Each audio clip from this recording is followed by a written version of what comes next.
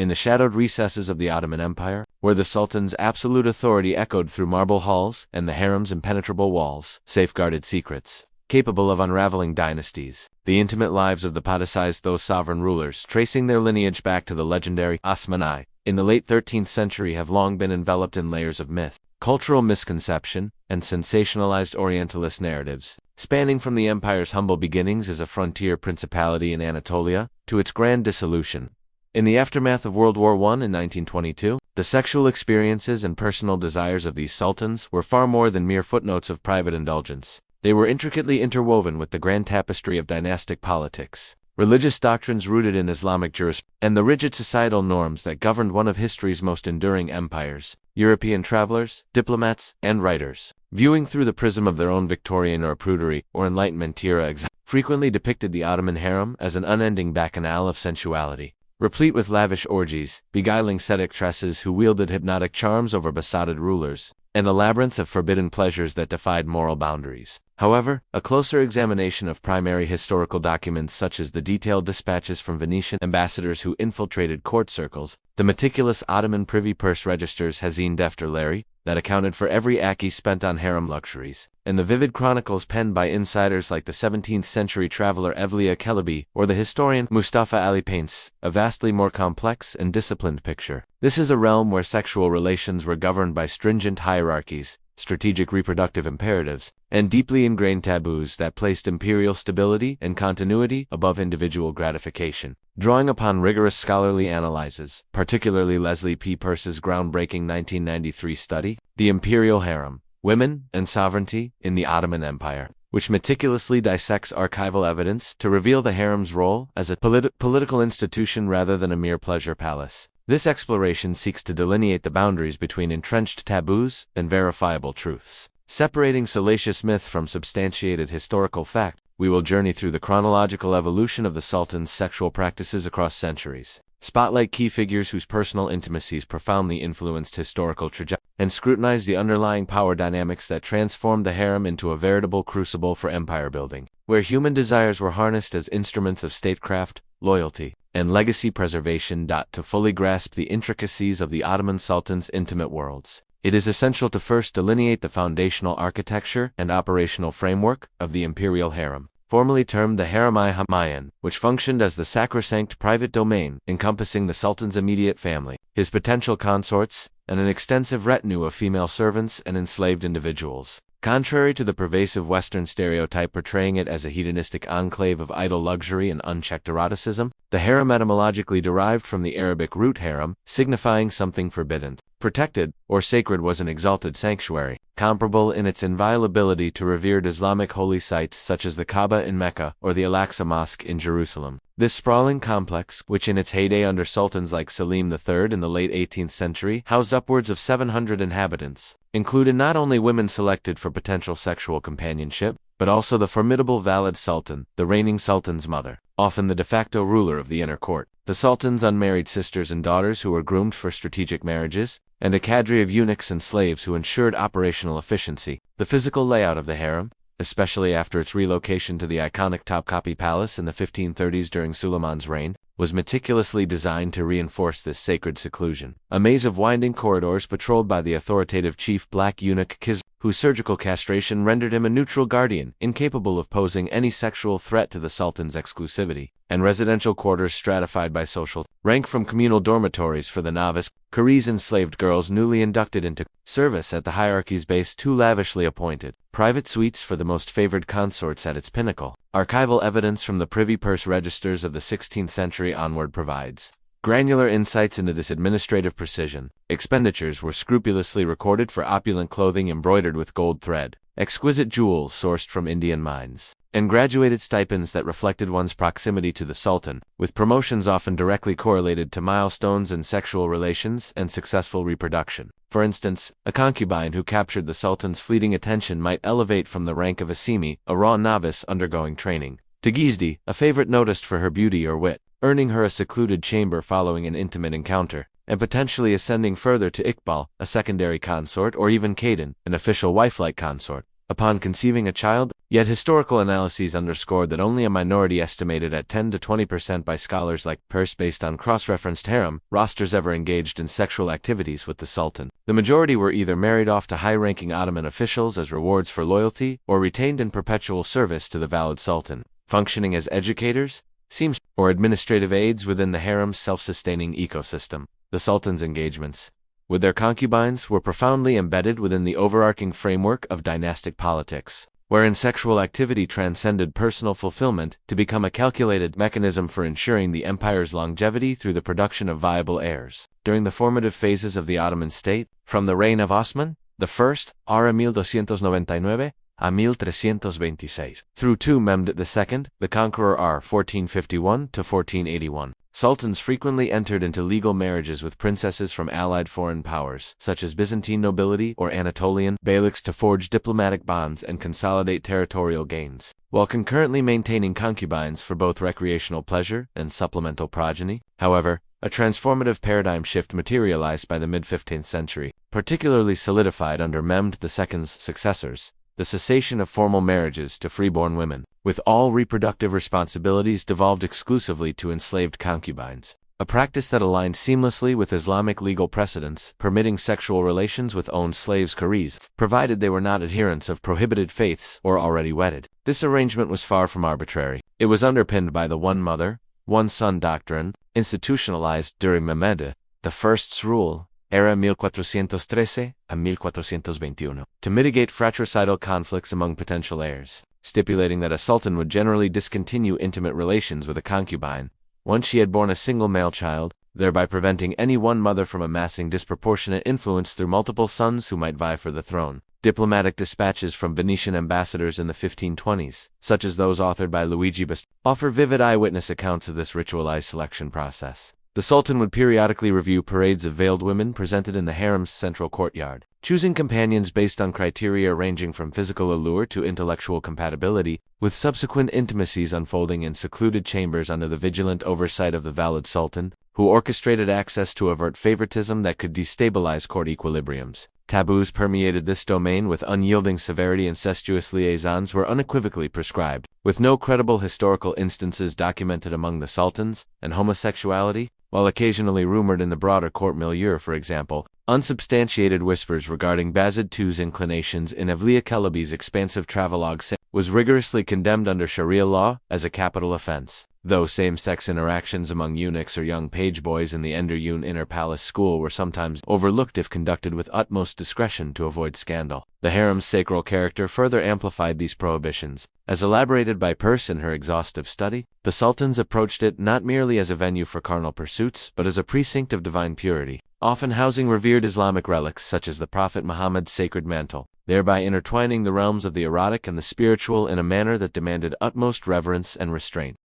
No comprehensive examination of the Ottoman sultans' intimate spheres would be complete without a focused lens on Suleiman the Magnificent R. 1522-1566, whose legendary union with Harem Sultan stands as a paragon of profound devotion while simultaneously shattering long-standing taboos, thereby reshaping the harem's socio-political landscape. Originally Alexandra Lasoska, a young Ruthenian girl abducted during Tatar raids around 1517 and thrust into the slave markets of Istanbul, Harem bestowed her Persian moniker, meaning the joyful one, for her vivacious and resilient spirit ascended from the lowly status of an odalisque to become Suleiman's unrivaled consort by 1521, when she bore his firstborn son, Khazedmia. The preserved correspondence in the Topkapi Palace archives unveils the depth of their emotional and physical connection. Suleiman's poetic compositions under the nom de plume, Mohibi, portray her as my heart's eternal tormentor and sweetest balm, while Harem's replies, infused with longing during his protracted military campaigns against the Habsburgs and articulate a passion that transcended the harem's utilitarian norms. In a bold defiance of the entrenched taboo prohibiting sultans from legally marrying their concubines, a custom upheld for over 3 centuries to preserve the Ottoman bloodlines, supremacist Suleiman formalized their bond in a ceremonial marriage circa 1533 to 1534, an unprecedented event accompanied by extravagant festivities that left the imperial court in a state of bewildered astonishment. As chronicled by the Austrian diplomat Ogier Gazolin de Busbeck in his letters home, this alliance yielded 6 children, flagrantly violating the one-son principle and igniting a maelstrom of palace intrigues, including pernicious rumors propagated by rivals that Harem employed sorcery or alchemical potions to sustain her exclusive hold over the Sultan's affections. Peirce's scholarly dissection illuminates how this near-monogamous devotion not only humanized Suleiman but also catalyzed the emergence of the Sultanate of Women, period spanning 1534 to 1683, during which valid sultans and favored consorts like Nurbano Sultan, originally Cecilia a Venetian noble captured at sea and consort to Suleiman's son Selim II, exerted unprecedented sway over matters of reproduction and succession. Nurbanu, for instance, is depicted in historical accounts as initially employing mystical rituals or herbal remedies to secure monogamy with Selim until an heir was produced, only to subsequently advocate for expanded concubinage to generate additional sons, as evidenced by Privy Purse ledgers documenting stipends dispersed to 4 primary consorts, each responsible for birthing 1 male offspring, thereby fortifying the dynasty against the perils of a singular heir. In stark juxtaposition to Suleiman's measured restraint stand the documented excesses of subsequent sultans, where unchecked sexual indulgence frequently intersected with scandalous behaviors that precipitated broader perceptions of imperial decline and moral decay. Selim II, R. 1566 sampai 1574, infamously labeled the Sot due to his notorious proclivity for wine and revelry, was characterized as exceedingly lustful during his princedom in the detailed historical compendium Kunai Lubber by Mustafa Ali, where he is portrayed as fathering numerous children with a rotating cadre of concubines even before his ascension. Though his reign saw a partial adherence to the one-son doctrine amid his administrative lassitude, his successor Murad III R. 1574 to 1595, exemplifies the zenith of harem proliferation and its attendant complications. Initially plagued by rumors of impotence, as recounted by the Ottoman historian Ibrahim Pakivi in his Tahrib, Murad surmounted these afflictions through interventions orchestrated by his mother, Nurbanu, potentially involving aphrodisiacs derived from ambergris or ritualistic incantations, and subsequently became extraordinarily prolific, siring more than 20 sons and 27 daughters with an extensive array of concubines, a fecundity that strained palace resources and contributed to elevated infant mortality rates from overcrowding and neglect. While Venetian diplomatic reports sensationally inflated his harem to encompass 1,200 women, archival evidence suggests a more realistic figure of 100 to 200 inhabitants, with actual sexual engagements confined to a select minority for strategic dynastic purposes, underscoring the gap between myth and reality. The archetype of excess, however, is embodied by Ibrahim I R. 1640 to 1648, dubbed the Mad, for his erratic governance and psychological instabilities. Contemporary accounts, including the memoirs of Albertus Bobovius, a Polish convert serving as a palace musician, narrate Ibrahim's initial terrors of impotence, alleviated only through the persistent urgings of his regent mother, Kaiksum Sultan, who encouraged him to immerse himself in the harem's offerings, culminating in lavish orgies that hemorrhaged the imperial treasury vast sums expended on opulent furs, rare jewels, and exotic perfumes for his transient favorites. Infamous legends, such as the purported mass drowning of 280 concubines in the Bosphorus out of jealous paranoia, a tale likely embellished for dramatic effect but rooted in verified executions, as detailed in Ottoman chronicles like Solaxad's, ultimately precipitated his violent deposition in 1648 amid a Janissary uprising. Peirce's interpretive framework posits these episodes as symptomatic of deeper societal anxieties. A sultan's unrestrained sexuality was interpreted as emblematic of feeble leadership, starkly contrasting with the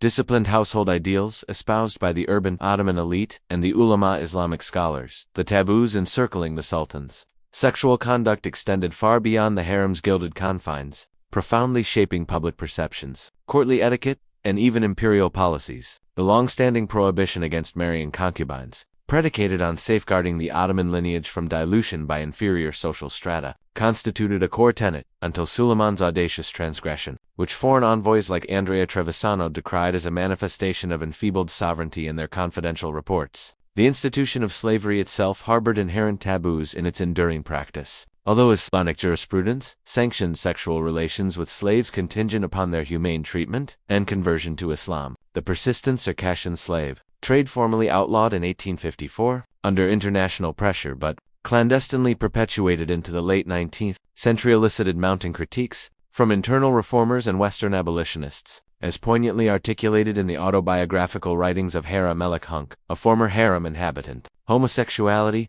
prevalent in certain facets of Ottoman society, such as the communal bathhouses, hammams, or among the youthful pages of the palace school, represented a grave taboo for the sultans themselves, warranting capital punishment under Sharia interpretations, with unsubstantiated rumors concerning figures like Mehmed IV R. 1648 a 1687, routinely dismissed by historians as politically motivated calumnies aimed at undermining legitimacy. The valid sultan's overarching dominion over the reproductive and sexual affairs of the junior generation, as meticulously outlined by Peirce, served as a pivotal regulatory mechanism to perpetuate matriarchal influence. She meticulously vetted potential concubines for compatibility and loyalty, monitored pregnancies with the aid of midwives versed in herbal contraceptives, and on occasion, orchestrated discreet abortions or banishments to curate the pool of heirs, exemplified by Kaiksem Sultan's manipulative regency over her sons Ibrahim and Mehdi IV, where she balanced encouragement of procreation with safeguards against excessive favoritism. As the Ottoman Empire navigated the currents of modernization during the 19th century Tanzimat era and beyond, the Sultan's intimate practices mirrored these transformative societal shifts. Blending enduring traditions with emergent influences,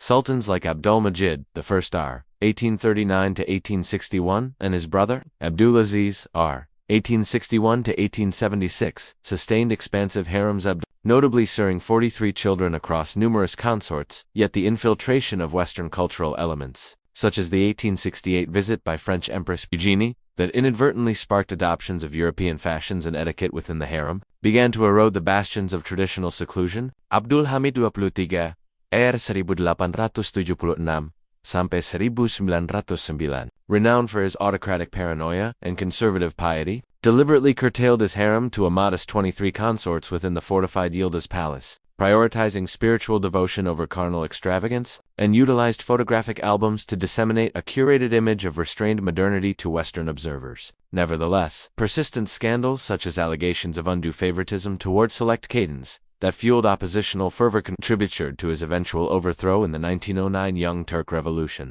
which promptly dismantled the harem as an obsolete vestige of absolutist rule, pensioning off its inhabitants and signaling the dawn of republican secularism. In summation, the intimate lives of the Ottoman sultans encapsulate the empire's multifaceted essence, a harmonious yet tense interplay of passion and obligation, where taboos fortified the pillars of stability, and excesses heralded eras of vulnerability and reform. The pervasive myths of rampant hedonism, amplified by Orientalist literature from authors like in his Persian letters, obscure the empirical realities unearthed from Ottoman archives, a realm of meticulously orchestrated reproduction, vigilant maternal supervision, and astute political maneuvering, as articulated by Peirce in her authoritative scholarship. The harem transcended its portrayal as a gilded cage of sensuality to emerge as a powerhouse of sovereignty, where women's pivotal roles in sexuality, reproduction, and alliance-building underpinned the dynasty's remarkable endurance across 6 centuries. This chronicle of taboos and truths beckons us to pierce the veils of historical narrative, unveiling the profound human intricacies concealed behind the throne's resplendent facade. Contemplate how these private dynamics not only molded the trajectory of one of the world's most formidable empires, but also offer timeless insights into the intersections of power, desire, and legacy in the human experience.